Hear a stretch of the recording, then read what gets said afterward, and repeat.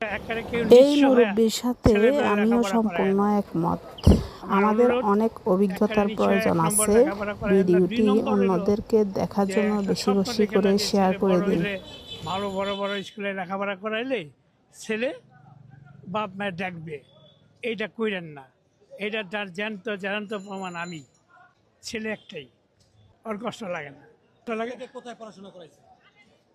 Saint গ্রেগরিতে Lakshmibazar Saint Gregory school, Dhaka বিশ্ববিদ্যালয়। আমার ছেলে বিকাশ ব্যাংকের সিনিয়র অফিসার। এখনও বিয়া শাদি করে নাই।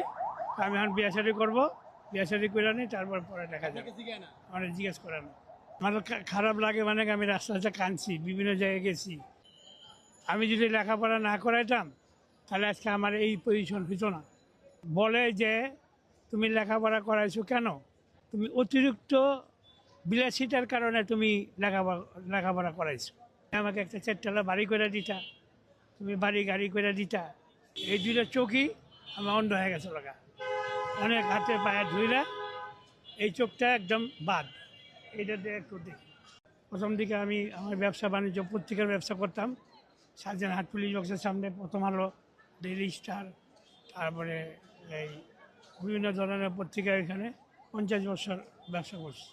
আমার বিভিন্ন ধরনের রোগ টোগ হওয়ার পর আমাকে আর কেউ সহযোগিতা করে না।